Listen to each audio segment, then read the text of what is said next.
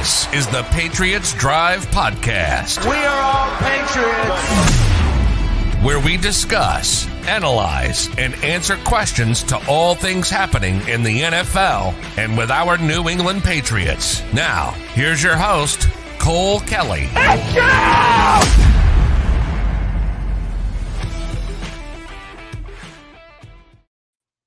Welcome into another edition of the Patriots Drive Podcast.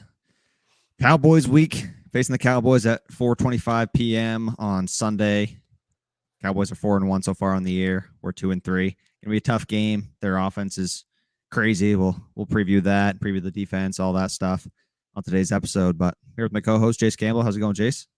It's going good. Excited to watch us play another good team. Hopefully, prove ourselves a little bit more, and go out there and get our first home win. Something that I didn't think I'd be saying, 4 home games into the season, but that's the reality of it. So got to go in there and, defend home field for once. But I'm excited to see how they hold up against one of the top teams, especially offensively in the NFC.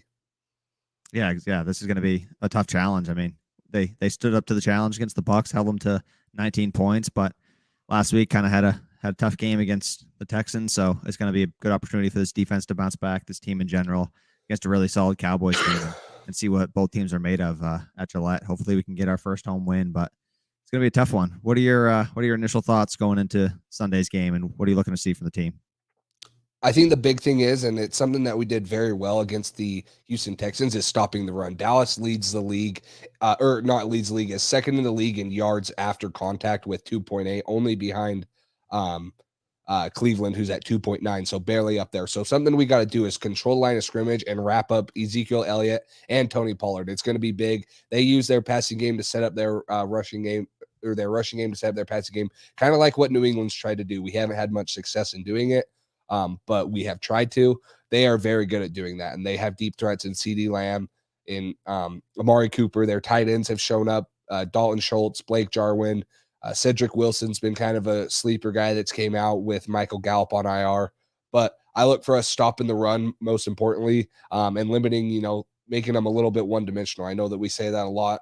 That's a key to a lot of games. But this game, most importantly, if you get Zeke and that O-line going, it's going to be hard because you're going to have backers flying downhill, and there's going to be a lot of guys open in the secondary with Dak and the way he's playing. So stopping the run's got to be number one for me. Yeah, that's not going to be an easy task at all. Dallas's offensive line is one of the best in the league. Tony Pollard, along with Zeke Elliott, have both been having crazy years. Pollard's the weapon out of the backfield for them in the passing game and in the running game. He's been really solid so far this year. Zeke is, he's Zeke. He's doing his thing this year, a lot better than he was last year so far. He's putting up bigger numbers. He's been solid. He's a little banged up with that kind of rib or back injury where he kind of twisted weird last game, but he came back in, still played and did his thing. So it's going to be tough. It's going to be a real challenge. Probably the best rushing attack that we've faced all season. I mean, we haven't really seen a back like Zeke yet, or an offensive line really like the Cowboys have had. So it's going to be a really tough challenge for this defense who kind of struggled stopping the run on a couple occasions this year.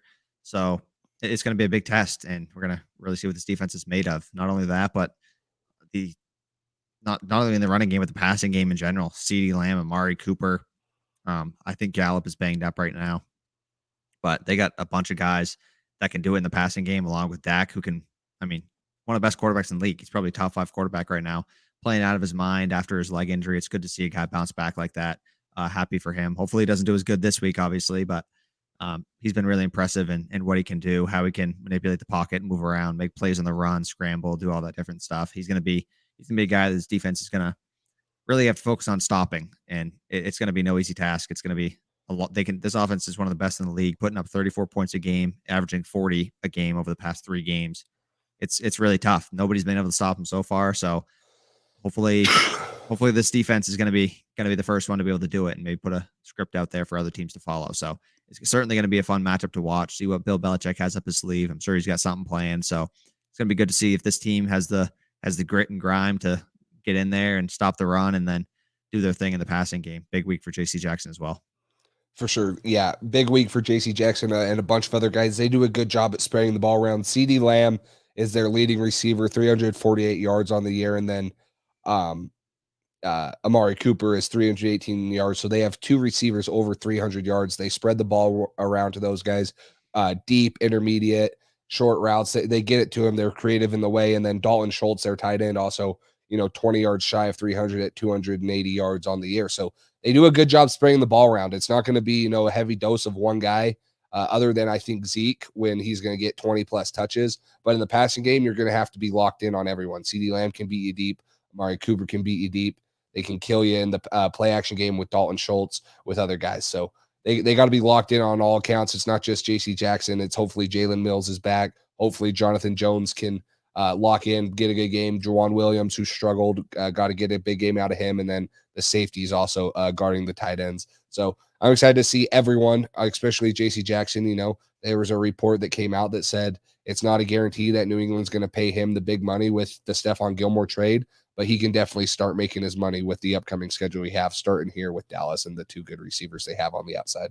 Absolutely. And I think he did a pretty solid job of that during that Tampa Bay game. And that's one of the reasons we had success, is because he wasn't locking Mike Evans down, but he was definitely making it hard on him and making some of the catches tough, getting in there, being physical with him, doing his thing. So that was a solid game for JC. But last week was kind of one of those games where that's your concern about JC being a number one corner. If he can't even do it consistently against a team like the Texans, that's that deprived of weapons, it's tough to have confidence in him week to week. So he's going to have a bounce back week. It's going to be a great opportunity for him to do so. I think he's going to be on Amari Cooper and CeeDee Lamb. They'll probably mix it up, see who's having more success with these guys. And it's going to be fun. It's going to be a great opportunity for him to, prove it and say, this is why I deserve a big contract. So I'm really looking forward to seeing how he progresses throughout this year and seeing if he does deserve that cornerback one money. And hopefully if he does, he stays with us and we give him the contract he deserves. But if not, it's going to be tough at the end of the year. We're really going to have to revamp this secondary, because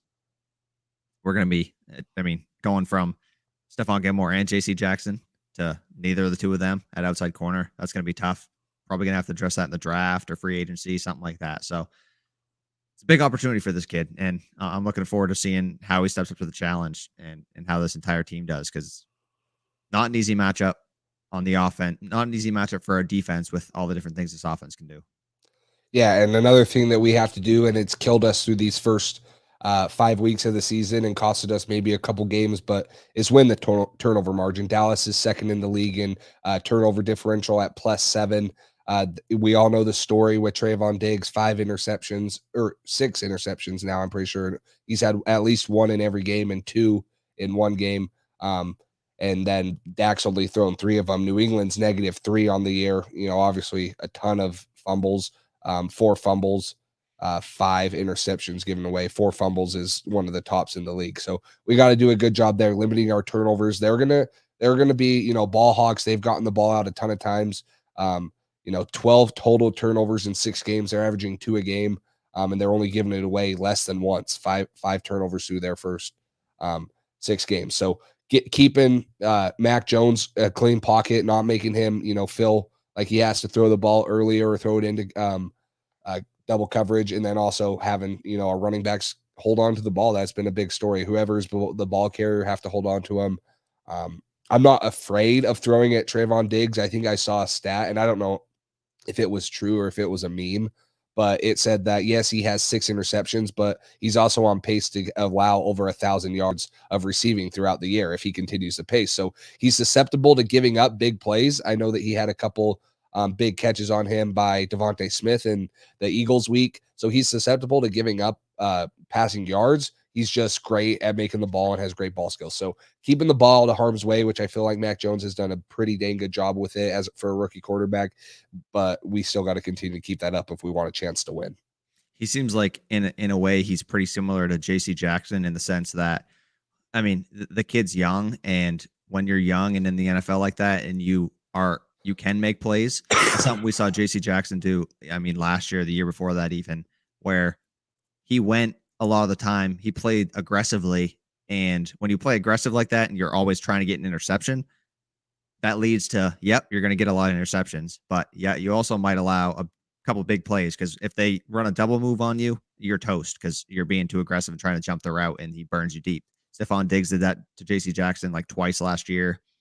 It's tough. And that's something that I think JC's really worked on. That might be one reason he hasn't got as many interceptions yet this year. But he's also might be playing better coverage, because when you're playing safer, not necessarily safer coverage, but almost safer coverage. You're not going for an interception. You're just going to try to break up the pass or do whatever, just not let the guy catch the ball. When you're going for that, it's a lot different than when you're trying to go for interceptions. I think that's better for the team in general. Obviously, creating turnovers is extremely valuable, but if you get one pick a game and you allow 2 touchdowns on deep shots because you're being too aggressive, that also doesn't help the team. So that stat I have seen, but I also saw a couple Cowboys pages post that on their story and say that it was completely false. So I don't really know what the true narrative is with him.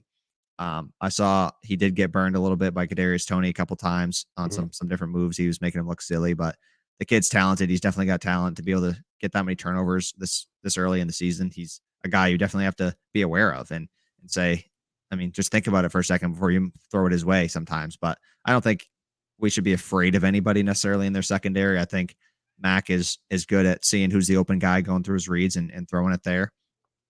So I'm not really that concerned about him in general, but it's definitely, I think this offense is different too, where we don't really have necessarily a true number 1 receiver. So when you got multiple different guys that can do different things, Jacoby has stepped up, Kendrick Bourne has stepped up. Nelson Aguilar hasn't really been that great yet, but he's a guy that if you don't pay attention to, he might be able to beat you over the top. So I think when he's got to move around a little bit, if he picks one receiver, we got a couple other guys. You know what I mean? You know what I'm saying? Like there's multiple different guys that he's going to either have to switch to different guys, or if he follows one guy, it's not necessarily a wide receiver 1. So it's not like we're going to be screwed. We got a bunch of different guys that can do different things and are on a pretty similar level. So it's good that we got different weapons like this and the 2 tight ends also. So I'm not necessarily super concerned about Diggs in general, but he's definitely a good player and somebody that we need to be aware of. Yeah, and I mean, I don't know how many other times we have to say this. Also, it's going to come down to scoring touchdowns in the red zone, right? New England is horrible this year. They're only scoring touchdowns on 37% of their red zone trips. It's not good enough. That's second worst in the league. That's something, especially against an offense like Dallas that's putting up 34 points a game, that you can't be settling for 3 points, maybe once. But if you get in there 4 times, we got to get 3 touchdowns out of it. If we, get in there 2, we got to get 2.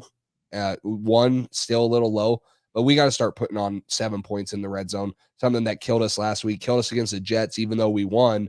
The scores could have been a lot greater if we would have scored touchdowns and converted. And we talked about it where it's sometimes it looks like it's play calling on Josh McDaniels' part, letting the young gun Mac Jones rip it to the 2 tight ends that we paid a lot of money for. So getting the ball in the end zone when we are in the red zone is going to be a very big key to this game. Dallas does it at about 60% of their attempts. So that's a big discrepancy right there. If they get in 4 times and we get in 4 times and they get 3 touchdowns and we get 2, that's a pretty big difference right there. And that's saying, if they don't score from outside of the red zone, they don't hit on a deep shot. And not saying we can't hit on a deep shot, but we haven't seen it yet to this season. So you got to hope that we start getting in the red zone and putting it in.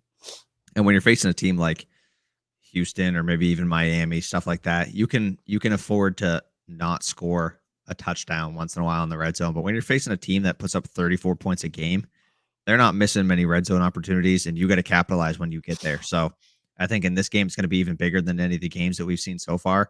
Once we get down to that red zone area, we gotta capitalize. And I mean, Josh McDaniels talked about it a little bit in his interview this week. He even said that his wife was giving him crap for some of his play calls, and that she's on the fan side and he's too conservative with the 3 screens in a row and all that stuff. He did address that and said if he could, he'd take that back and maybe do something different next time, which I don't know if I believe that because we've seen it for almost 10 years now. So hopefully that philosophy of his starts to change a little bit and he opens it up a little more, because I mean we got the talent to do it, and we got a guy at quarterback who's pretty solid. So I hope we open it up and let this kid do his thing and let our weapons around him do what they're supposed to do and do it that we paid him for. We didn't pay him to be guys who get 13-yard receptions a few times a game and that's it.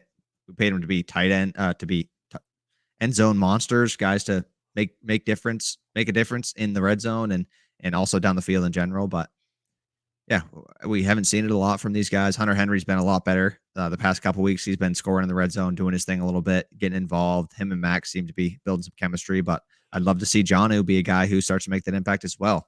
We paid him first. We got him a lot of money first. We wanted him first. We wanted to make sure we got him. So obviously they have a role for him. They have something in mind of what they want him to do. And Hunter Henry said it in his interview today that Jonnu he's going to break out. He's excited to see it. He knows it's coming. He sees the progress, sees him working hard behind the scenes, knows what he needs to do. And it's just a matter of time before this guy breaks out. He's a playmaker. He can do a lot of different things, and he's going to have one of those games. I'm excited to see when it happens. And this week would be a big week for it. Tough challenge against the Cowboys. Next week, if he does against the Jets, it's not going to be as big of a deal as if he does it this week, because I think we're going to need him more this week. Yeah, this will be a very big game to have either one of those big Nelson Aguilar breakouts that we've been waiting for, big 60-plus yard touchdown reception, or Jonnu Smith, either way. But Yeah. it's going to take, there's two sides to our receivers catching it, and that's going to be the quarterback matchup. Obviously, Mac Jones playing very well this year, completion percentage wise, and doing a lot of good things right in his rookie season. Over 1,200 yards, 5 touchdowns, 5 interceptions.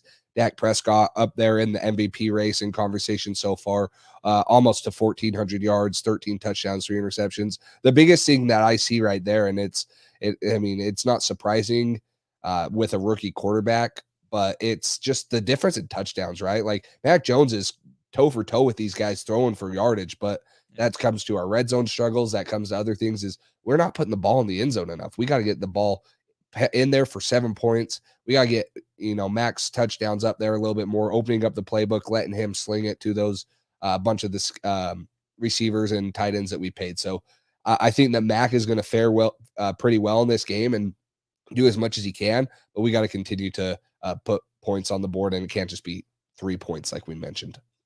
Yeah, for sure. That's the biggest thing you notice. I mean, guys like Brady, guys like Dak, who are in that conversation, top guys in the league, they put touchdowns in. I mean, they put the ball in the end zone when it needs to be there. So they capitalize on their opportunities, and that's what we need to start seeing more of from this Patriots team. The play calling needs to improve down there, and just the overall efficiency in what we do. It means nothing if you go down the entire field and get stopped at the 1 and kick 3 points.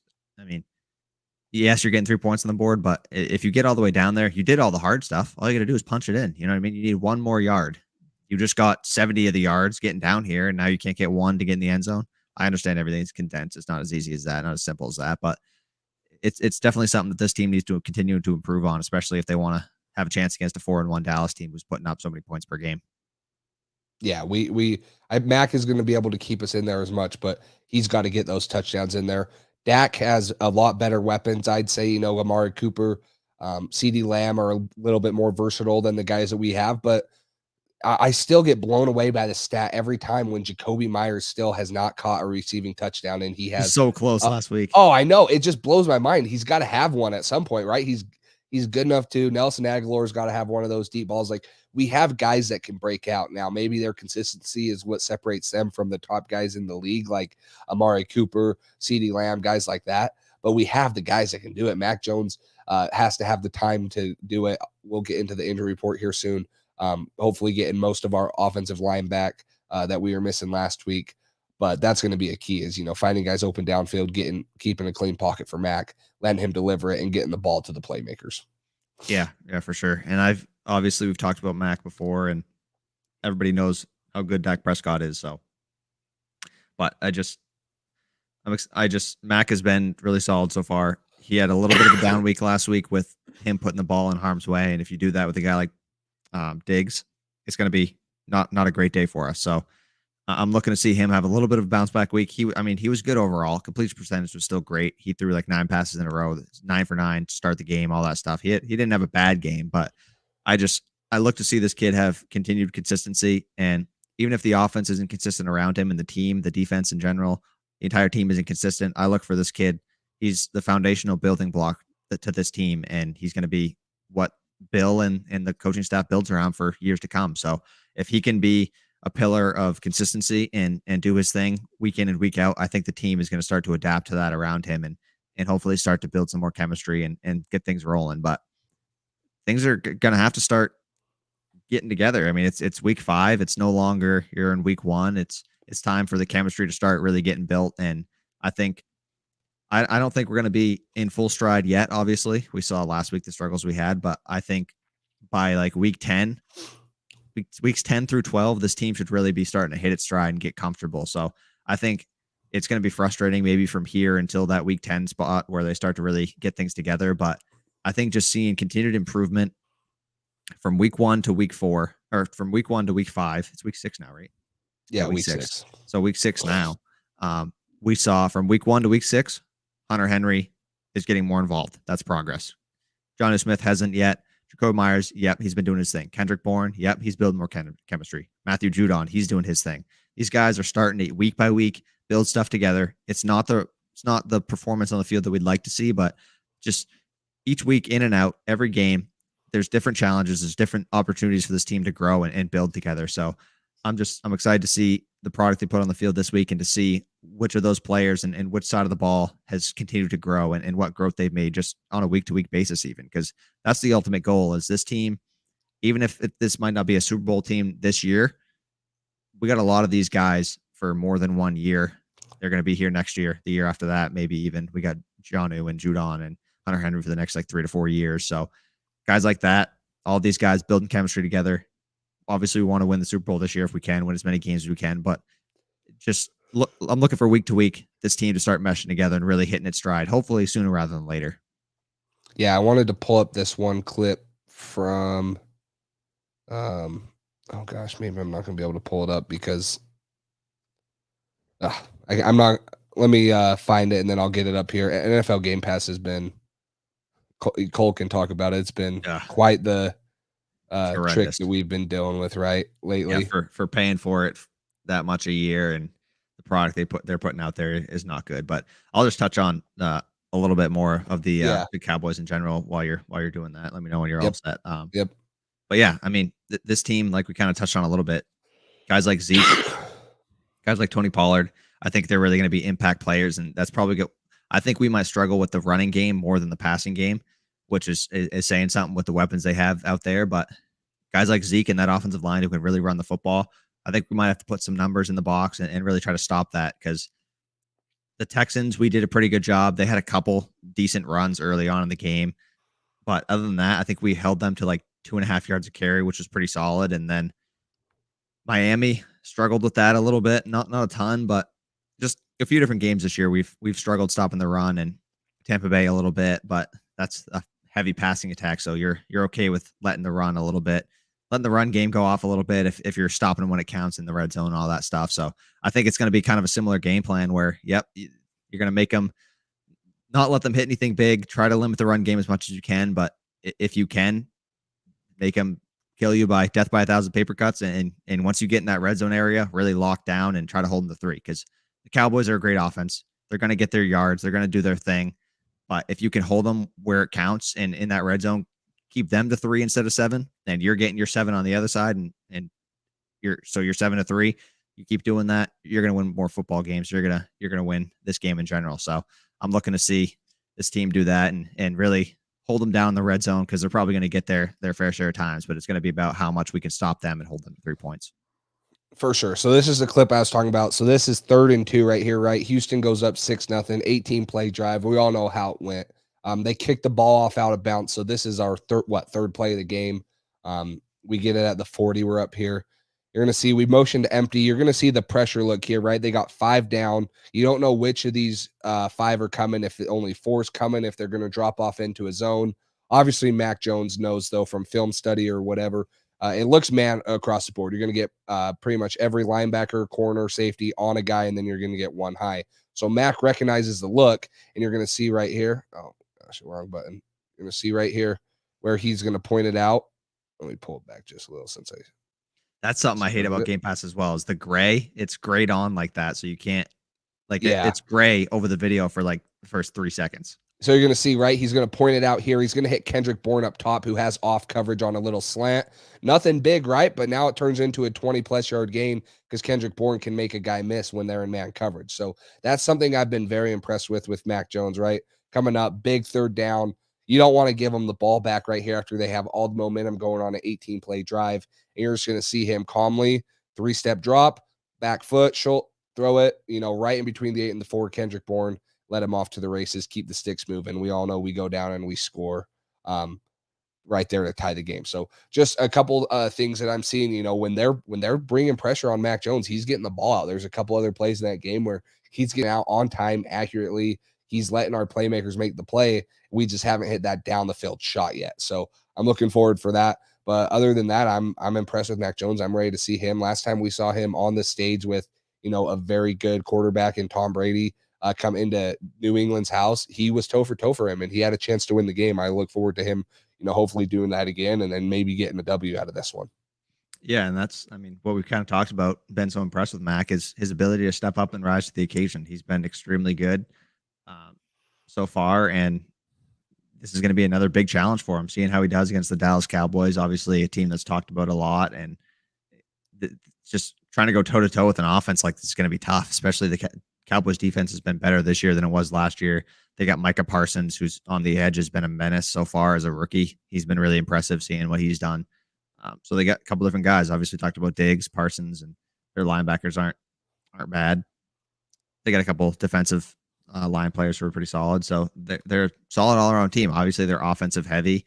They can beat teams 40-34 if they want to. They can do that because they can put up the points, and that's kind of a lot of the teams you see so far this year that are winning football games. Or you're putting up 30 to 40 points a game. That's what the NFL is kind of leaning towards now, which is tough when you want to be a team who is scoring 20 a game and holding them to 17 and winning 20-17. So that's kind of what this team is built for. So we're going to see how it works out, and if they can hold these high power offenses to under 25 points. If we can hold the Cowboys to under 25 points, we got to have all the confidence in the world that we can win that football game. When you're holding the team like that to under 30, under 25, you got to be able to win that football game. So it's going to be tough to do that, though. This is no easy task, but I believe in Mac. I believe in this offense, and they're going to continue to progress. So hopefully we see a big jump from last week, because last week wasn't the best, although offensively they were pretty solid. Stalled out a little bit at one point. I think Damian Harris's health is going to be play a big part in that, because if he's healthy and ready to go, it's going to be a lot easier than if he's not, because we're going to have Ramondre, JJ Taylor, and Brandon Bolden as our running backs. That's not what we were looking at coming into the season. We thought we'd have Damian Harris, Sony Michel, and James White, and now Sony's traded and James White's hurt. So the running back group is getting a little bit concerning. We've talked about maybe adding a piece there like Marlon Mack. I don't know why we haven't really looked into that yet, but I still think he'd be a great guy to add. Yeah, Marlon Mack, getting some interest from Kansas City, 2 rumors surrounding with the loss of Clyde Edwards-Helaire too. So he's definitely being shopped. He's open to going somewhere. He has requested a trade. So it's something I'd be interested in them looking into, especially with them clearing up a little bit of cap space in the Gilmore trade, adding a piece like that in a spot that I feel is has a glaring hole, for a pass catcher. Yeah, for sure. And this is one thing that I just, there we go. So this is just one simple play that they kind of added. We saw it a couple times in the red zone. I think this play comes directly off the success they had with Cam Newton at the goal line last year. They saw, okay, when we get the right numbers in the box, and we have that advantage of it's equal numbers on equal numbers now, because you see out here a guy has to go cover Mac Jones because he's obviously a dominant downfield receiver, so they don't want to leave him wide open in the end zone. But a guy has to cover Mac, so now it's 10 on 10. So when you got the numbers equal, instead of the quarterback in the backfield here and that guy in the box and the quarterback doing nothing, now you got the numbers, and we see Damian Harris takes a snap and boom, hits one guy and gets across in the end zone. So he won his one-on-one battle. He did what he was supposed to do, and I think that's definitely something that directly came from them having Cam last year. They saw the success that he had in the red zone, and they thought, hey, we got a running back. He should be able to do the same thing, right? So that was good to see them mixing it up a little bit and at least learning something from having Cam back there at quarterback. Yeah, defending the quarterback run game from a defensive perspective is so hard because, like you mentioned, usually the quarterback isn't accounted for in anything because he's just going to hand the ball off, pass the ball. No one has to guard him after. But he's been very good. That's very good to see in the red zone. Some creativity, a little bit different look that we got from the Cam Newton era that we had very shortly. But it's something that, throws a wrinkle in it, and now teams have to at least prepare for it coming into the week. I'd like to see him do a little bit more creativity of that. Even if they don't score on that and, it's first and goal from the 5 and they get down to the 1 or something, just creativity on that part is what we like to see instead of 3 straight screen passes, right? We all know how Cole feels about that. Oh, don't get me started on screen passes again. Oh, I'm going to go on another rant. Yeah, we don't need that. But no, and then the other thing for me, and we talked about this, is quarterback matchups. Obviously, Dallas, Dak coming off an injury, they had to protect him. Their offensive line's done a very good job. Other than Tampa Bay, they're giving up the not the least, but they're giving up a top 5 least amount of pressures per in the season, 5 games. They're not getting pressures on him very often. Dak's not, he's still mobile, but he's not running as much as he did. He's having clean pockets. He's being able to step up and throw. He only has 33 pressures through his 5 games, and that's only came into 6 hits and 2 sacks. He's only been sacked twice in their 5 games. So we got to get some pass rush on there. Zach Martin has played very well at the guard position. I look for that to be a good battle between Christian Barmore, a rookie who has had some success blitzing the passer from that inside defensive line spot. So I'm excited to see, how our defensive line holds up too, with Judon, who's been tearing it up for us, getting sacks, Uche coming off, Van Noy. Hopefully Jamie Collins has a little more extended role, but getting some pressure on Dak so he doesn't have these clean pockets like he's had the first 5 weeks. That's another thing that I kind of almost forgot about, is that we just added Jamie Collins, and because it was hard with last week. He only played 3 defensive snaps, but on one of those 3 plays, he made a play. Obviously, he was unblocked, so you expect him to make that play, but he's out there. He's a guy who can make plays, comfortable in this defense. I think he's going to get comfortable again and understand everything pretty quickly with his experience in this system and being here for now a 3rd time. So I'm excited to see what his role is, and if he has a little bit more of an extended role. And I mean, if you end up putting a QB spy on somebody, which I don't really think we'll be able to necessarily do with a guy like Dak Prescott and all the weapons they have. But if you want somebody to watch the quarterback or cover running backs out of the backfield, or just be a guy who can move around sideline to sideline, speed, chase guys around, he's a guy who can do it. He can rush up the middle, off the edge, all this different stuff. If we're using different blitz schemes to try to get pressure on Dak with this offensive line that they have, that's fantastic. Then he's a guy who can do it. I mean, if you're rushing him, Judon, Hightower or Uche or different guys, that's a combination that I like, and I think is going to give offensive linemen trouble. So with the offensive line this good, having a guy like Jamie Collins to be kind of a wild card in there that can do a lot of different things, versatile in this defense, I think he's going to be a good addition, like we talked about last week, but especially a week like this week where it's such a tough offense to go up against. But going back to Christian Barmore real quick, he's been great so far, like we've talked about, and I saw a stat today that he's being double teamed at the highest rate of any player, any defensive tackle in the NFL right now, over Aaron Donald, JJ Watt, all those guys. He double teamed at a higher rate than they are as a rookie. So it's extremely impressive. I mean, the attention that's getting put on him, even as a rookie, maybe it's just situationally so far, and maybe it's kind of a coincidence, but he's drawing attention of defenses, and he's doing his thing. So he doesn't have on that chart, he's not winning at the same rate as like Aaron Donald, those guys obviously, but he's holding his own against double teams so far. And when he gets his one-on-ones, we see him making plays. So I don't think a lot of teams want to leave him one-on-one. Maybe with the Cowboys offensive line, they feel a little more comfortable than some, but yeah, I'm excited to see what he does this week. I think this is a big week where third down is going to be so key. If we get this team into third downs, we got to make those stops when they count. So a guy like him who can rush up the middle on third down, it's going to be a big week for him and really his entire defense. Yeah, I wanted to show this clip of Jamie Collins real quick. It looks very similar to the one that I just showed you for Houston, right? They have a bunch of guys up here at the line of scrimmage. Everyone else is manned up on their guys right here. One high safety. Safety looks like he's going to come down on the tight end. But what actually ends up happening is what I would call this, and terms I know, is crash technique. So we're bringing 6 guys, and they have 6 guys here, unless the tight end goes out for a route. So that they're either going to have to pick up big on big, 5 on 5, right? Or we're going to have an extra pass rusher. What they do here between Collins and Bentley right here is they just pick on the center, right? They're both going to come, and whichever one the center slides to, you're going to see Jawan Bentley drop back in coverage over the tight end, and you're going to see Jamie Collins come. I think this is a very well-designed play right here. Obviously, Jamie Collins gets in there. You'll see it a little better from the back angle that it will show here soon. But they pretty much just pick on this center. I think it's a very good design play. I want them to use this more because they can't really slide away from Matt Judon and leave him one-on-one with a running back. It's going to be a mismatch. But here's the angle I'm talking about, right? Center's right behind this referee. You can't see. Here's Collins on the left, Jawan Bentley on the right. All of a sudden, you're going to see, it looks like a little hesitation by the center, but as soon as he looks to his right to look at Jawan Bentley, Jamie Collins triggers and goes, and it's fast. Like, it's twitchy. Boom, he goes. He's behind their center. He gets the sack right there. It's just a great design play.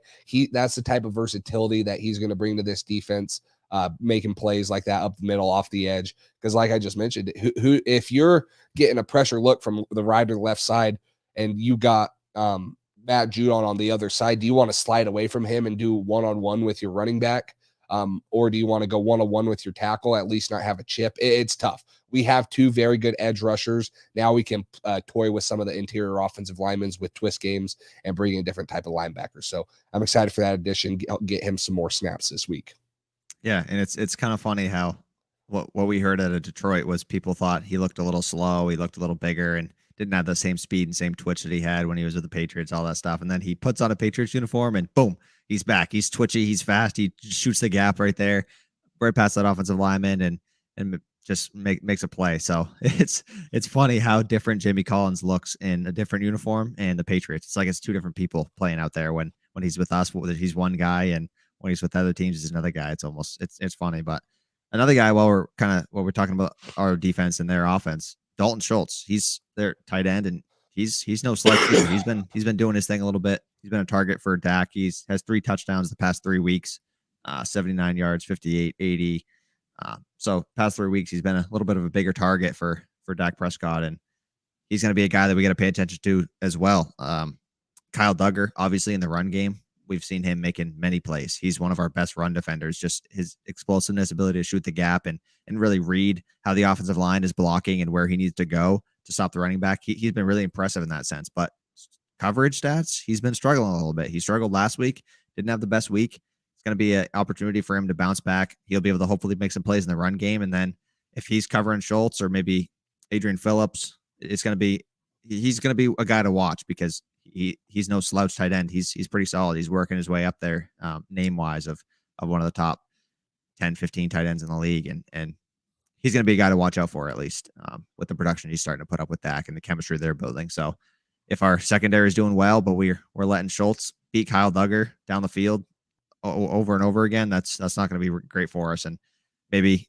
having Phillips on him and Duggar in the box a little bit more to stop Zeke will be the move, with Duggar struggling a little bit. But yeah, he's just another name to that offense. That's going to be somebody you're going to have to watch out for. Yeah, Dalton Schultz coming into the year. Not a lot of people projected him to be having as good of a year this year. 4th in the league in tight ends, in receptions. Only 4 behind the lead, which is Travis Kelce. He has more receptions than TJ Hawkinson, Kyle Pitts, George Kittle, Hunter Henry, guys that people would probably predict more. And then obviously he has 3 receiving touchdowns, which is 4th in the league, only behind Gronk and Kelce, and then Dawson Knox. But he's getting targeted a lot. I think he's a beneficiary of a good receiving core in Amari Cooper and CeeDee Lamb, who people pay more attention to, but he's taking advantage of it. And that's someone that we can't sleep on either. And like you mentioned, Jamie Collins, his athleticism is only going to help guard that position if we do have struggles with Kyle Duggar and his size, and it's a little mismatch. So that's one thing, is it's not only the blitz game for Jamie Collins that he's going to help, it's going to help in the coverage game also. His athleticism, his size, his experience. I'm excited to see that come into play too against a pretty good tight end this week. Yeah, and I mean, he's obviously I'm not saying he's Travis Kelce or anywhere on that level, obviously, but we've seen with like good tight ends like Kelce, almost every time that we play the Chiefs, we have some linebacker or even defensive end, somebody at the line, chip Kelce, and then go do their thing in the pass rush or in the running game, whatever it is, but not letting guys like that get off the line. I don't think that's going to be a thing this week. I don't think we're going to be doing that to Schultz necessarily. We got plenty of other things to worry about, but he's definitely going to be a guy to keep an eye on with all the attention we're going to have to put on the run game, stopping the run, and also with CeeDee Lamb, Amari Cooper, all those guys at wide receiver. He's one guy that might have a decent game against us if we're putting all this tension on all the other guys. For sure. Well, let's get into the injury report right here, unless you have anything else on the quarterback matchup and other things. Pretty good little rundown there. Let's get into the injury report right here. Michael Onwenu activated off of the COVID list for us. Good news. Damian Harris has been limited, or he did participate. He has been a little limited today. And then we should be getting Isaiah Wynn back also, right? He has been practicing the last couple days. Isaiah Wynn has not been activated yet. Michael Onwenu. Michael Wynn. I thought there was one other guy that we were missing last week. Was it is Shaq Mason? Shaq Mason, yeah. Yep. That's who I'm Yes. thinking of, Shaq Mason. With an So abdomen injury. Yep. Yes, He's so been back. Today was his first practice. Same with Damian Harris. They were both limited today. They were both at practice dressed yesterday, but didn't participate. So it's good to see them participating again. Hopefully he's good to go because, I mean, honestly, that offensive line performed good last week, but it's not on a week-to-week basis. With a guy like Micah Parsons coming off the edge, you want to have somebody athletic and who can do their thing against him. So Isaiah Wynn still hasn't been activated. I mean, he's got one more day to try to practice, and if he's not active, well, he'd have to be activated. Would he have had to be activated today to practice tomorrow, or could he be activated and practice tomorrow? I think he can be activated and practice tomorrow. Okay, so we got one more day to see what his status is going to be. Honestly, if I had to put my money on it, I'd say I don't know if he's coming off. I'm not really sure what the deal is because it would be his 10-day limit, I think, if he wasn't vaccinated. So I'm not sure what his status is. We'll find out more tomorrow on that. If he practices, there's a chance he could play. If he practices, he should be cleared to play and he should be good to go, assuming he's not behind on any of the stuff that they're doing or whatever. But it's going to be interesting. Justin Herron did not participate today with an abdomen injury, so he's probably not looking great for this weekend. That's our backup tackle. So he's been playing right tackle for us. So I'm gonna be interested to see if a guy like Yadni Kajust, who had a decent week last week, is a guy who steps up at right tackle. He played right tackle last week for us. Or if they go with a guy like Yasir Durant, who's kind of been in and out and struggled a little bit at right tackle. But I think Herron had a really solid week last week at left tackle. And it's kind of because he is a left tackle. That's kind of where he's played, and that's what he's been. So he's struggled on the right side, but he's been really solid on the left. So his status is in question. Sean Wade, concussion, did not participate. He's dealing with that. He's probably not going to be active anyways this week. But Damian Harris, limited. Shaq Mason, limited. Ronnie Perkins, limited with an ankle injury. Kyle Van Noy, limited groin. Juwan Bentley, shoulder. Jalen Mills, Jonathan Jones, Kyle Duggar, all limited. Cody Davis and Nick Folk, they were limited as well. So a lot of guys in the injury report. I mean, it's not good to see. I feel like every year we got 26 guys in the injury report compared to other teams. The Cowboys have 7 guys, but they got a couple guys who are pretty solid in there. Denoris Armstrong did not participate for them, ankle injury. Trevon Diggs did not participate with an ankle injury, but he's expected to be fine to go this weekend. Zeke ribs, he was limited.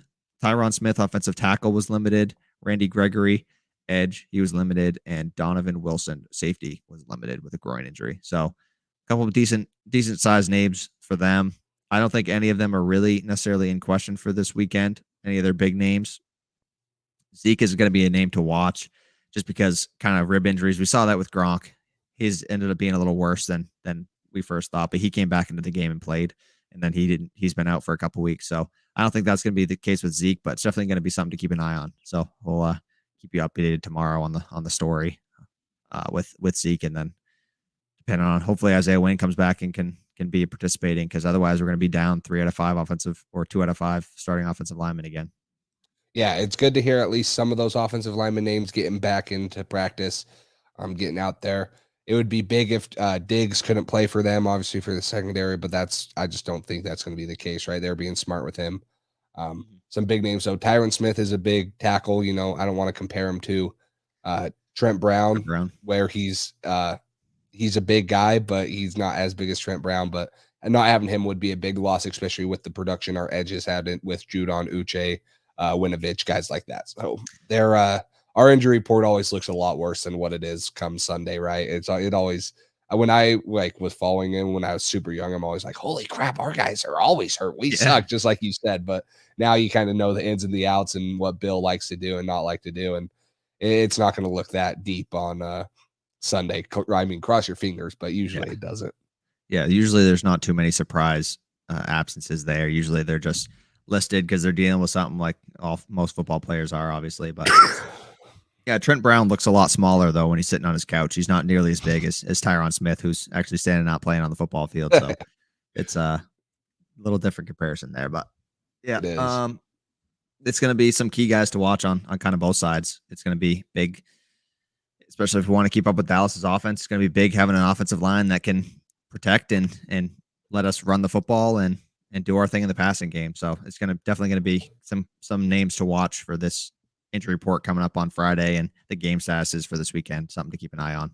Yeah, Friday's the important day for practices. If you did not practice on Friday, that gets very scary for your status on Sundays. So it will be big. Continue to follow Cole's Instagram page for the updates there. He always posts the injury reports. But let's get into our spread predictions for this week. Last week, Cole was 5-1. The only one you missed was it the Patriots? Patriots. Was that yeah.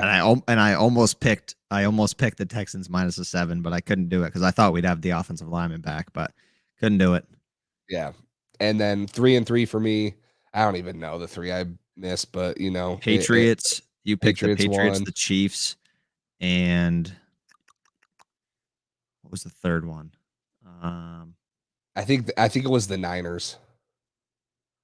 Because I'm pretty sure I picked the Niners. I picked the Cardinals, I think. And and I don't think I picked the Niners to win, but I picked them to cover the spread, and that didn't happen because it was 7. I think the spread was somewhere around 5, but 5.5. anyways, I think.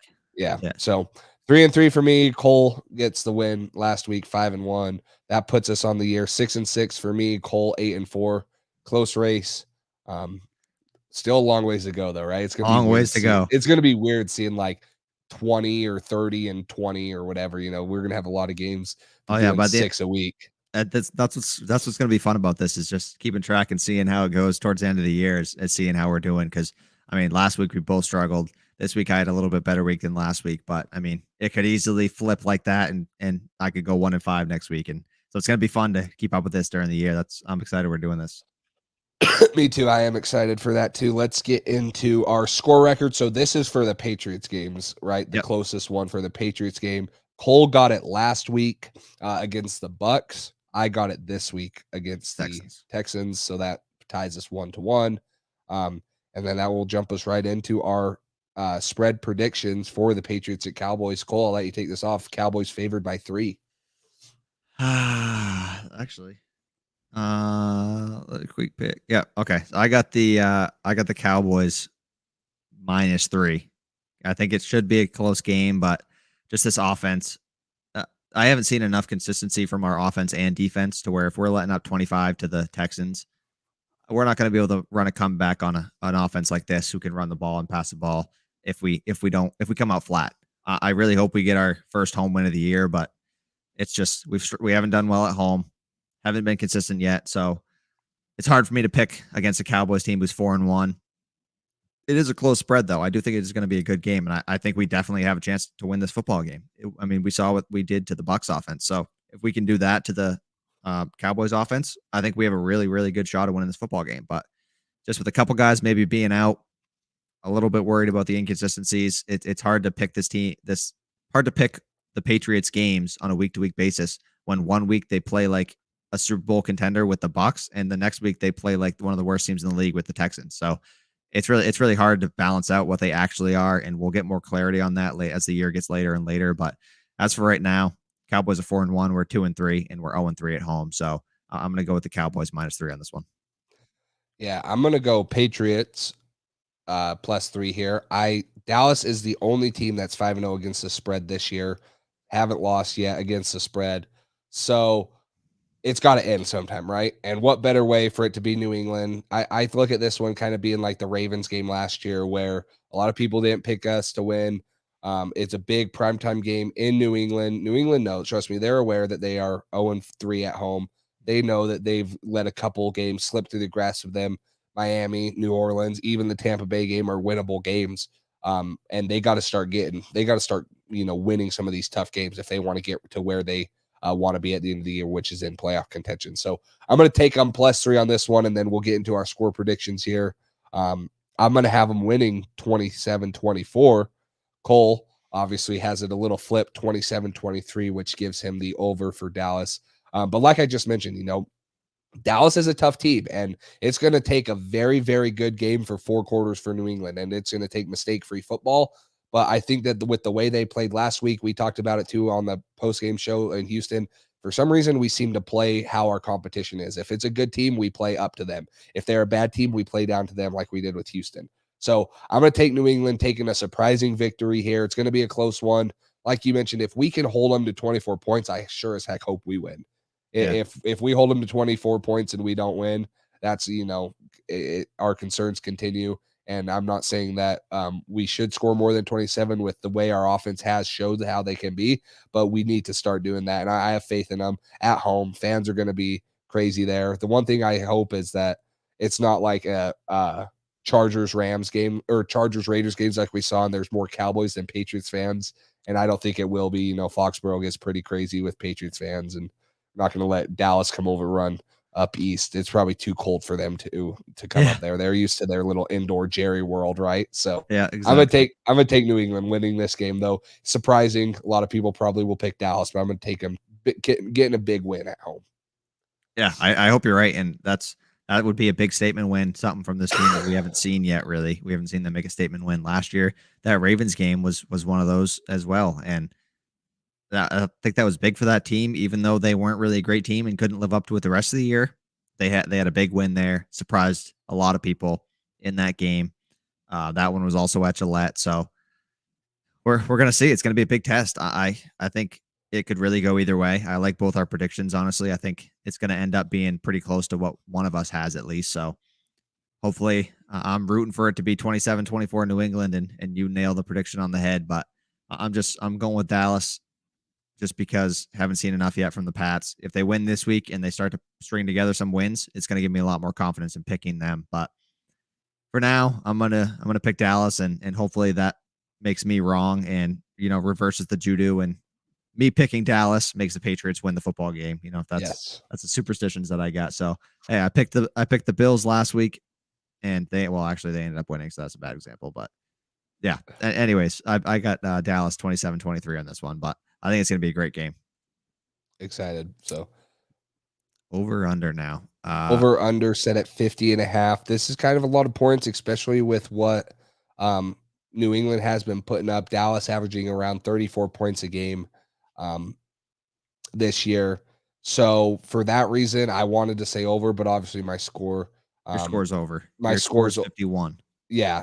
My score is very close, which it could be my score 50.5, obviously. My score is 50. You so have 50, half a point under. You're half a point over. I know, right? This is a close one. So I have the over on this one, and this is one where I don't know.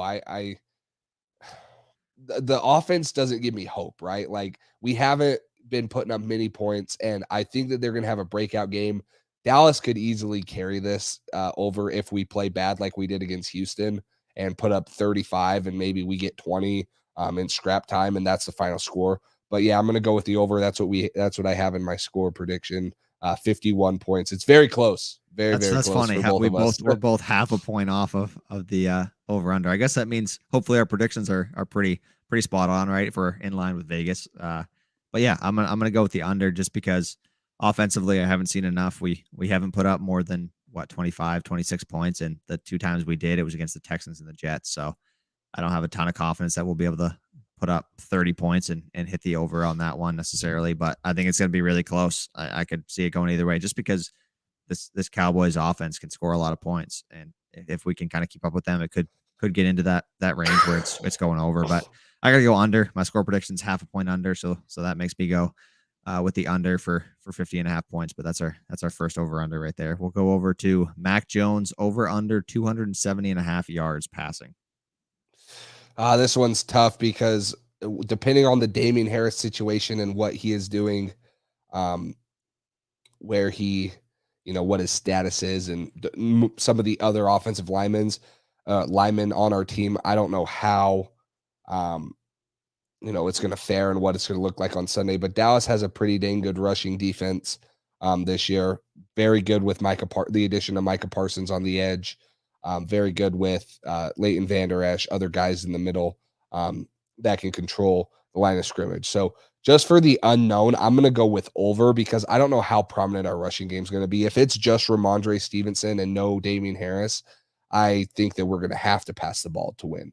And I think that Mac Jones has done, been pretty close to this 270 mark most games. I can't think of many. I don't think he's been under 200 yards once, right? And just off the top of my head, I'd have to go look at stats. I don't think he's been under 200 yards once. I think he's in the Jets game was under 186. Okay. That makes sense. Yeah, that makes sense, right? Because of the woes we had there. But most of the other games, and especially against other good defenses. So I'm going to hit the over here. I have confidence in Mac Jones. I have confidence in a breakout game. And quite frankly, if we are going to win this game like I predicted, we're going to need him to go over 270, unless our running game goes berserk for 150, which I don't want to bet on that one either. I'm not going to bet on that one either. I'm going to go over as well, just because the offense Dallas has. I think we're going to have to pass the ball efficiently to keep up with them and the points they might be able to score. So I'm going to go over as well. He's gone over the 270-yard mark in 3 out of 5 games so far. So I'm going to go over for that one as well. Dallas is a solid defense.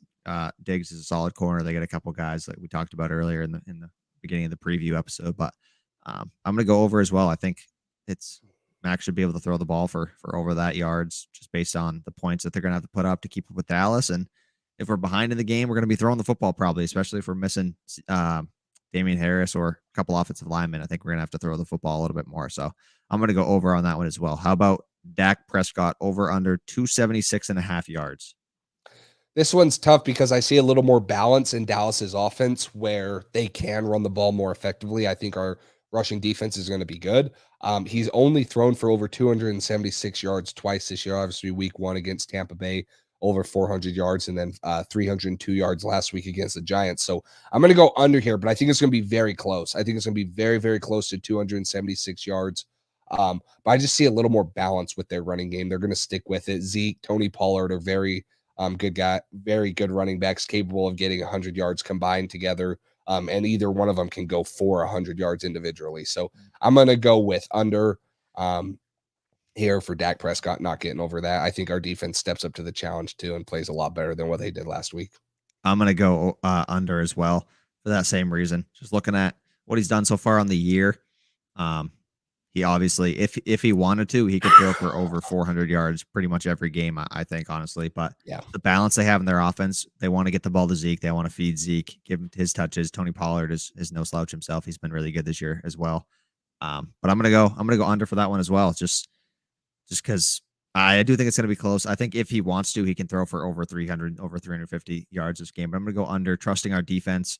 But also, I think if they have success running the football, they're going to lean on that a little bit and control the clock and throw it when they need to and do that. But this offense is really, really special, and their ability to do both things very well. They can pick either one each day and do what they want to do. So I'm going to go with under for this one. How about Mac Jones touchdowns? Over under 1.5. Yeah, I'm going over here too. Right. I think that he's very capable of it. And just the unknown also with Damian Harris not there. If he's not there, I don't like the chances of us getting super close to the 1 yard line. And, Ramondre Stevenson is a very good big goal line back, but our rushing game, like I mentioned, probably not going to be too prominent this week. Again, like it has been, we just hope that it's at least somewhat competent to complement the pass game. I don't think it's going to be effective, and I don't think it's going to win us this game. I think what's going to win us this game is Mac Jones throwing for, over 260 yards, over 2 touchdowns, maybe get a third one in there, open up the playbook like we've all been wanting for in front of your fans on a big game, not must win, but very, very, very important to still a game like this where no one thinks you're going to win after you've lost a couple that have been tough endings. Exactly. So I'm going to go over here at 1.5. I'm going to go under just because last time I said under, he went over and he did well. So I'm going to go under so that he throws 14 touchdowns against Dallas on Sunday and we win the football game. So I'm going to take one for the team and I'm going to go with the under. So Mac Jones performs well and balls out and throws 3-4 touchdowns against this Dallas defense. I love it. Sacrificing your record for the Patriots. Exactly. What a man of the people. That's what I'm doing. Man of the people, man of the Patriots, helping them out any way I can. You know what I mean? I'm sure they'll appreciate me taking the under so they can perform well on Sunday. But how about Dak Prescott over under 1.5 touchdowns? I'm going to go. This one's also tough too, because we talked about the balance so much here, but I'm going to have to go over here too. I think with my score prediction at 23, their running game is what complements their passing game. And Zeke and Tony Pollard both are very good pass catching running backs. So they might get a touchdown catching the ball instead of rushing it. We saw last week against the Giants, Zeke does a little swing route. They hit him and he goes 8 yards into the end zone for a passing or a reception touchdown. So I'm going to go over here also on Dak Prescott. And then also, if our score predictions are off, right, he could easily throw for 400 yards, 4 touchdowns, like we mentioned. Say we get into a shootout, or if they just blow us out, which I don't know if anyone is quite likely, but he has the most potential to go over. I think that he hits this over easily. He only threw for less than 3 touchdowns in one game this year, and it was against the Chargers. He threw 0. So I honestly, I could see it being a game like that if our defense really steps up to the challenge and plays like that Chargers defense did. That could be a stat we see, but I'm going to go with the trend of him throwing 3 or 4 touchdowns each game and then being able to run the football and also, like you said, throw it to Zeke or Pollard in the backfield and they can have 20, 30-yard touchdown. I saw plenty of that last year, plenty of that so far this year. So I'm going to go with over for him as well. We're pretty similar so far. We only got one difference so far, but we'll go to Zeke over under 78.5 yards. So this is total yards, right? Not just rushing. This is from scrimmage or is rushing yards, just rushing. Just rushing yards. Okay, so last 2 weeks he's really been ramping it up. 143 yards against Carolina, 110 against the Giants, just rushing the ball alone. I'm gonna go over here too, just because the way that they use Zeke, and like I mentioned, he's not just so good at the line of scrimmage, he's good making people miss and yards after contact. Dallas leads the league, or second in the league behind Cleveland, barely, at 2.8 yards yards after contact. So he's good at breaking tackles. I want to see us wrap up better, but I'm going to go over here. Tony Pollard is a very good pass catching back, and he's capable of running it, but Zeke is the workhorse for these guys. He's going to have 20 touches. He's going to have the ability to hit over 78.5 yards. So I'm going to go over here. Yeah, I'm going to go over as well. Even though I think if they're limiting him a little bit with his rib injury, Tony Pollard is a great second back to have. If Zeke is out of this football game, some people thought at the beginning of the year that Tony Pollard was actually doing better than Zeke was. And I didn't disagree with them. When I was watching Cowboys games and Tony Pollard touched the ball, it looked like a bigger opportunity for a big play than when Zeke touched it. He was just kind of being more consistent. So he's a great guy to have as well. So I think they'll have confidence in if they want to put Zeke on a little bit of a pitch count and let him not rest, but not take as many hits and as many carries as he usually would. I think that would obviously help this be closer to the under, but I think they're going to have a good ability to run the football this game. I think they're going to want to do it early and often, and I don't have a ton of confidence yet in this defensive line to hold the guy like that with their offensive line to under 80 yards rushing. So I'm going to go with over on that one as well. Yeah, Zeke, week 4 against Carolina had 20 rushing attempts, 7 yards per carry. And then last week, 21 rushing attempts, almost 5.5 yards per carry. So last 2 weeks, getting it done on the ground, over 100 yards both of those weeks. And I think that they're going to keep doing that. It's what's working for them. It's setting up the passing game. So yeah, I'm gonna go with the over, like you mentioned. That's pretty dominant. I mean, Damian Harris averaged like exactly 5 yards per carry last year, and that was really, really solid behind this offensive line and with Cam Newton and all that stuff. So that's impressive. Zeke's been doing a heck of a job past few weeks and bumping up his performance. Seeing a guy like Tony Pollard behind him looking almost as good as Zeke or even better at some points. He had to step it up a little bit, but we'll move on to Jacoby Myers over under 61.5 yards receiving. I want him to go over, but I'm going to go under here. I think that, like we mentioned, they're starting to get more trust in both tight ends. Hopefully Kendrick Bourne has an extended role. I've really liked the stuff he's done the last 2 games, catching the ball and and getting yards after the catch. So I'm going to go with the under here just because I think that Mac Jones is very good at spreading the ball. He doesn't lock in on one target. And if he does, I think his most confident target so far this year has been Hunter Henry. So I'm going to go with the over or the under here, under 61.5 yards. Jacoby Myers always seems to be close there to getting over the stats, but he just never does. So I'm going to go under here, 61.5. Hopefully Mac Jones spreads it out more. You think Diggs will be on him? Yeah. I'm just like, if you think about it, who would you to this point in the season, Do you think Jacoby Myers is more of a threat in this offense or Nelson Aguilar? Jacoby Myers, right? Yeah, I think that Dallas probably thinks of it this way as, hey, we'll put him on Jacoby Myers. We'll put a safety over the top on Nelson Aguilar, and we got this team covered. We'll just have to focus on the tight ends in the short game and Kendrick Bourne. So, exactly. Yikes. I really want to go over, though. I know. I'm going to go over. I'm going to have confidence in it. I'm going to say, even if Diggs covers him, he's going to torch him. He's going to have 180 yards receiving, all this stuff. I got confidence. Last time I went over, he went over. I'm going to have confidence in him. He's only got the over 61.5 yards twice this year. That was against New Orleans and Tampa Bay. But last week he would have gone over that. If he caught that ball, that would have been like a 60-yard touchdown. If he catches it, makes one move. I'm going to go over. He's kind of been a guy that's been targeted a decent amount. They have been spreading the ball out, but I like Jacoby a lot. I think he's a guy who's been really solid and impressed from what we saw his first year, his rookie year, and him being undrafted and all that stuff. So I'm gonna go with over for him and try to have a little bit of confidence in the kid. And hopefully, he has a bounce back week compared to after dropping that ball last week, and really would have been a big impact play. Mm-hmm. We'll go to CeeDee Lamb over under 70.5. Yeah, he's been close to this 70-yard mark pretty much every week. He's gone over it 3 of the 4 weeks, his best game, or 3 of the 5 weeks, his best game, week 1 against Tampa Bay, over 100. I think I'm going to go over here just because I think that we're going to put more of J.C. Jackson on Amari Cooper, and CeeDee Lamb might be a little bit of the mismatch, either whether he's on Jalen Mills, Juwan Jones, one of those guys.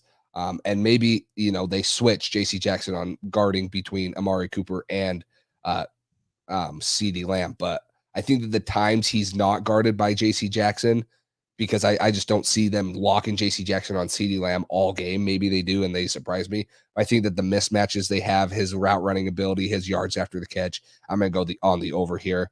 Dak Prescott has the arm. He has chemistry with him. I think that he's going to go over 70 yards right here.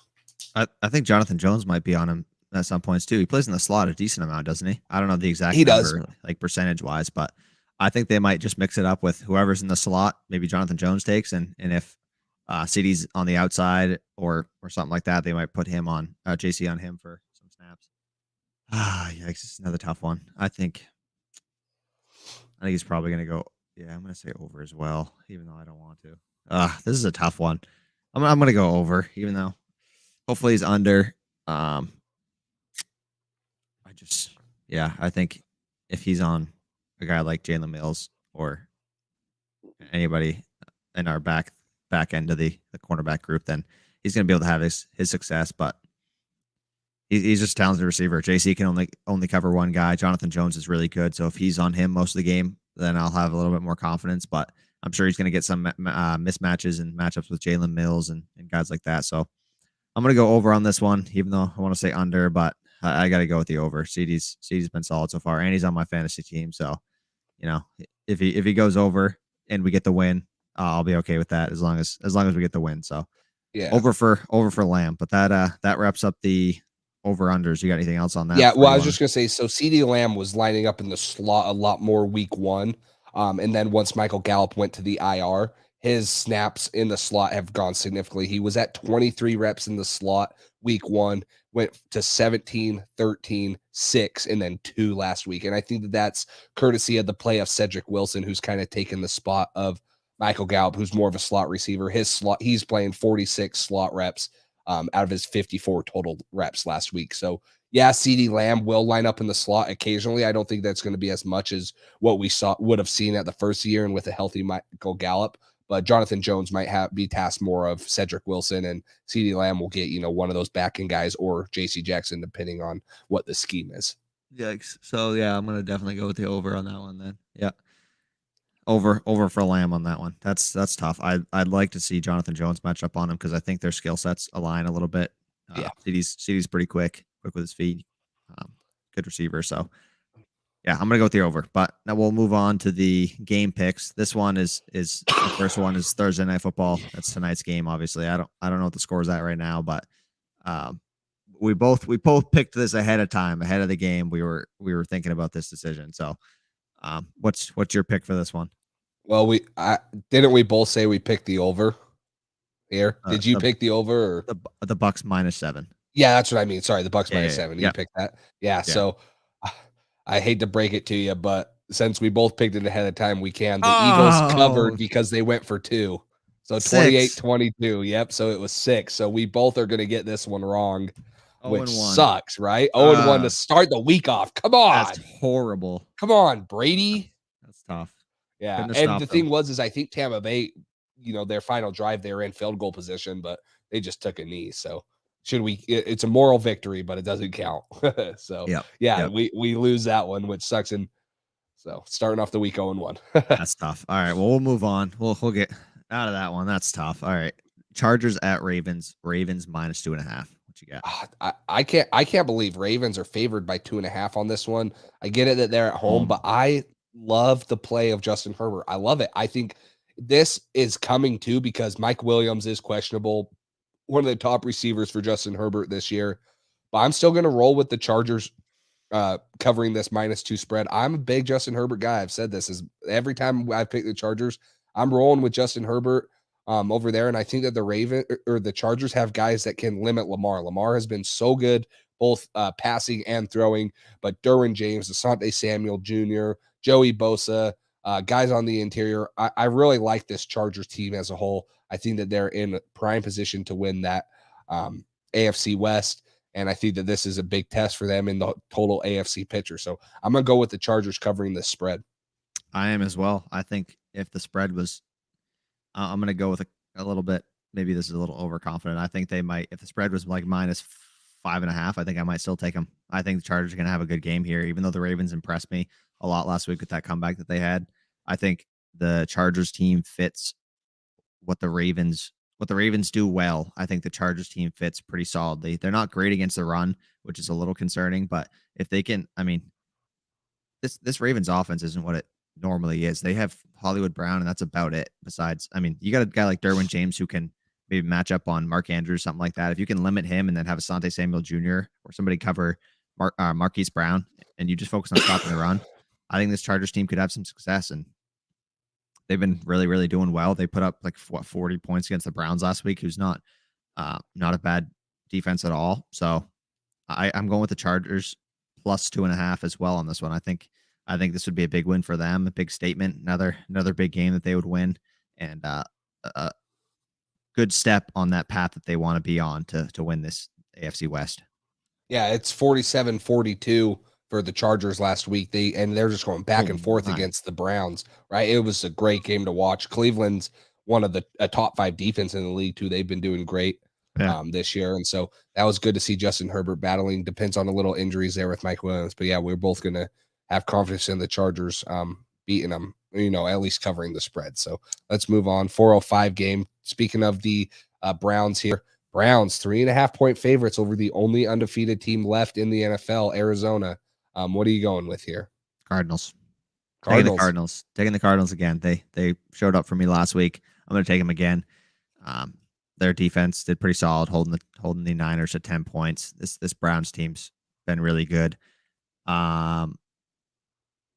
OBJ hasn't been doing much. Nick Chubb and Kareem Hunt, they're a two-headed monster. They're doing really solid pretty much every game, but hopefully a guy like JJ Watt can slow him down a little bit, be a guy on the edge there to do his damage a little bit. And what's Jarvis Landry? He's still out, right? Yeah, I think so. I think he's out again this week. So I'm gonna go with the Cardinals. They're doing well. It's got to end eventually. It could be this week against the Browns. Good team, good defense, good offense.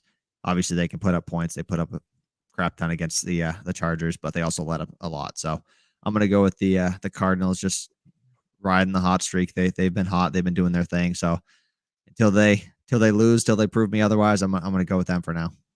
Yeah, I'm gonna change it up here. I went with the Browns here covering it. I think that the Cardinals are second to last in rushing defense this year, and Cleveland runs the ball very well with both Kareem Hunt, Nick Chubb, a very good offensive line. We know the struggles in their passing game, but I think Cleveland can get it going on the ground. Chandler Jones is on IR, I think, so he is out, one of their main pieces on the defensive end. And Kyler Murray, they won last week, but putting up 17 points against that Rams team, I thought they could have done better. Kyler Murray, didn't do great, only one touchdown, 22 for 31, 239. Like, that's a bad game for Kyler Murray, which is saying a lot because Kyler Murray's MVP caliber type of guy. But I'm going to go Cleveland here. I think that they have the defense to do it. Myles Garrett, their rookie Jeremiah Osua-Kamara. They have guys that can guard Hopkins, slow down Murray, get to him, keep him in the pocket. So I'm going to have him in here. I'm going to go with the Browns. You should have told me that rushing stat before I picked him. I mean, come on now. What's that? What's it. that about? You're I'm keeping that a keeping it. secret so that okay.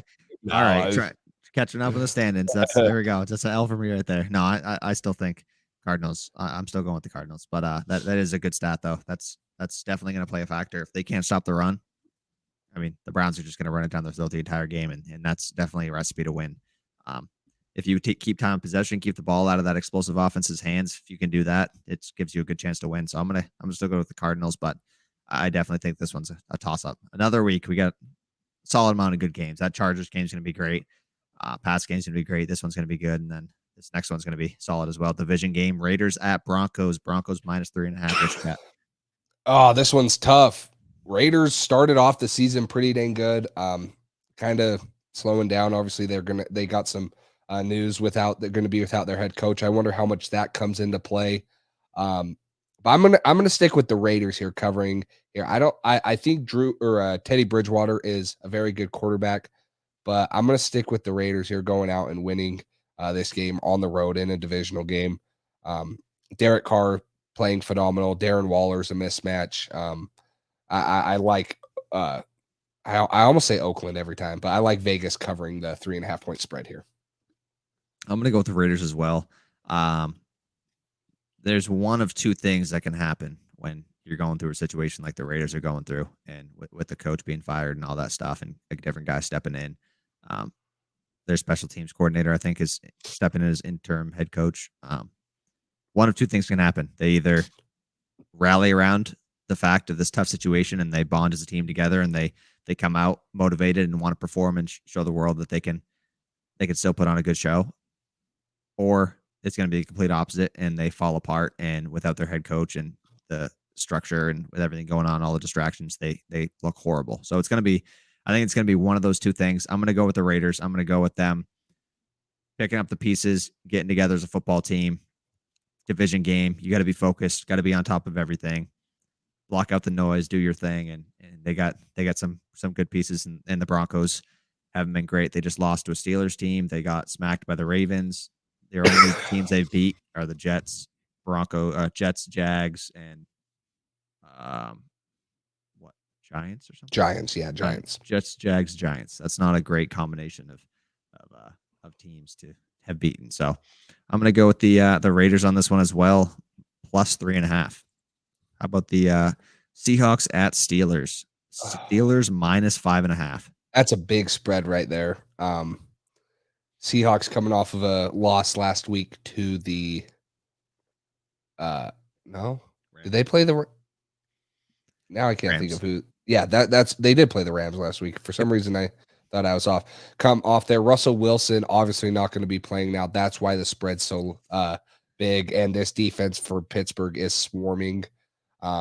Killer. They've been good for the last couple years now. TJ Watt, Minka Fitzpatrick, guys like that just flying around. So I'm going to go with the Steelers covering here. They're going to get back on track here. Seattle is in for a tough couple of weeks here without their starting quarterback, Russell Wilson. So I'm going to go Steelers covering this. I am as well. Chris Carson's also questionable. So that's gonna be tough there at Chris Carson and Russell Wilson. Geno Smith did look good, but I think when you have a whole week to prepare that it's gonna be Geno Smith and not Russell Wilson, I think that changes things a little bit. So I'm gonna go with the Steelers -5.5, even though they're not a great football team so far and they just lost Juju. I still gotta go with the Steelers. Just Najee Harris and Claypool. They get a couple guys on offense that can do their thing. If they put the pieces together and their defense gets a couple turnovers, I think this could be big game for the Steelers, especially without the Seahawks having their number one guy in Russell Wilson. So I'm going to go Steelers -5.5 as well. Monday Night Football, Bills at Titans. It should be another good one. What you got for this one? It should be another good one too. I'm going Buffalo here. I hate to say it. Buffalo 4-1 against the spread this year. Josh Allen looks phenomenal. Tennessee is looking to get Julio Jones and AJ Brown back, which will be a big boost, but this Bills defense is they're Playing just unconscious. they are there, and that's the thing is like everyone knew their offense was going to be good coming in there, or coming into the season, but people didn't know that their defense was going to be playing this good, giving up very little receiving yards a game, very little rushing yards a game, just doing it all. They lead the league in turnover margin at +11. I said Dallas led it at was second at +7. Buffalo's +11 in turnover margin. They're playing great. I'm going to have them covering, which sucks because you got to start catching up with them. If you're New England, you can't afford to, especially if New England drops this game, they're just separating it more and more. If Buffalo wins this game, which I think they will, but I'm going to go with Buffalo covering the 5.5 point spread. They're just too good. I think the only way we catch Buffalo is if we beat them twice. Yeah, that's it. Honestly, I mean they're looking unbelievable. I honestly, before the year, I thought Josh Allen, with the year he had last year, I thought this could be the year that teams kind of, when you have a year like, which I think we talked about this, when you have a year like Josh Allen had last year, a lot of the times that draws a lot of attention to you in the offseason, and teams are like, okay, what do we need to do to stop this guy? Especially in the AFC. If you're in the AFC and you lost to Buffalo last year, making your playoff push or doing whatever, or even if you're a top contender, you want to be like, okay, this is a team I'm going to have to deal with late. What am I going to do? What am I going to have to do to stop Josh Allen and slow this team down? And that hasn't been true so far. They've dominated. They looked really bad week 1 against the Steelers, I believe. And since then, they've been, ridiculous. They've been torching teams. They just beat the Chiefs by like 20 points. I know the Chiefs haven't been their normal self this year. Their defense is horrendous so far, but I'm going to go with the Bills as well. And if the Titans win, then hey, that's one less game we're going to make up on the Bills. So I'll be happy either way. This was a tough week. A lot of good games. A couple of games with a decent spreads. That was kind of tough to pick, but we got a lot of similar picks. I think we only differed on 2 out of the 6 or 7. Yeah, because we differed on the Patriots game. 3. So 3 out of 7 we differed on. Okay. Yeah, not bad. And then the other one. So yep. Yeah, another good group of games. It's gonna be another fun weekend of football. If anybody's interested in baseball, Giants Dodgers is tied right now, 1-1 top of the 8th. So that's gonna be a good game to watch. Bucks game just got over, obviously. But another fun week of football. It's gonna be a great test for this team. I'm excited to see if they can step up at home.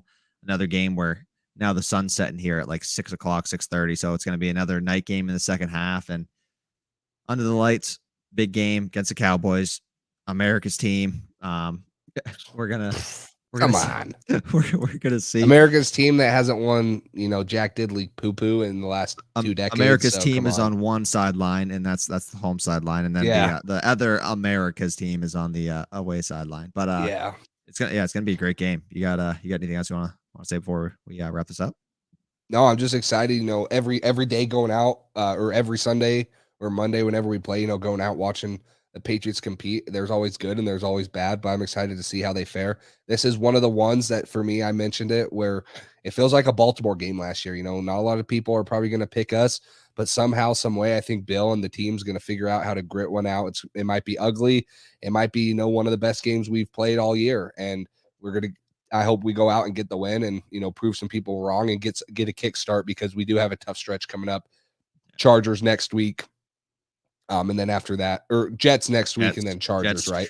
Jets, Chargers, Browns. We're getting into Panthers. We're getting into that stretch where you're starting to play some dang good teams. And if you want to be in that position where you're fighting for a wild card spot, assuming that the Bills keep playing the way they are, you got to win some of these tough games, and it's easier to win at home than on the road. So I'm looking forward to this one. Hopefully we can take one off of them and improve to 3-3, get back to 500. Yeah. And this is the start of bye weeks. The Jets aren't a good team.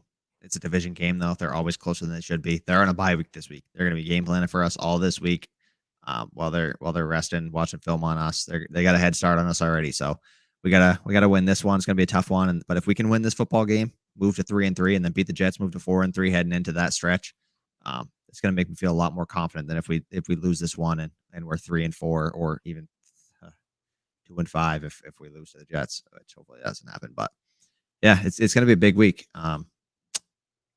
We beat the Cowboys last time we played them. It was a low scoring game. I think it was in the rain at Gillette. at nighttime. I don't know if it was Monday night or Sunday night or maybe it was a 4:25 game. I think it was a primetime game when Gilmore kind of locked down on Amari Cooper. But yeah, another big test. Great football team. Going to be a big opportunity for this team to step up, show what the defense is made of, show what the offense is made of, get that first home win in front of the fans. But yeah, until then, we'll have an episode Sunday night, and we'll see you guys then. Thanks for listening to this edition of the Patriots Drive podcast. Follow us on social media to stay up to date with all things New England Patriots. Make sure you tune in to the next episode and check out patriotsdrive.com for more great content. We're on to Cincinnati.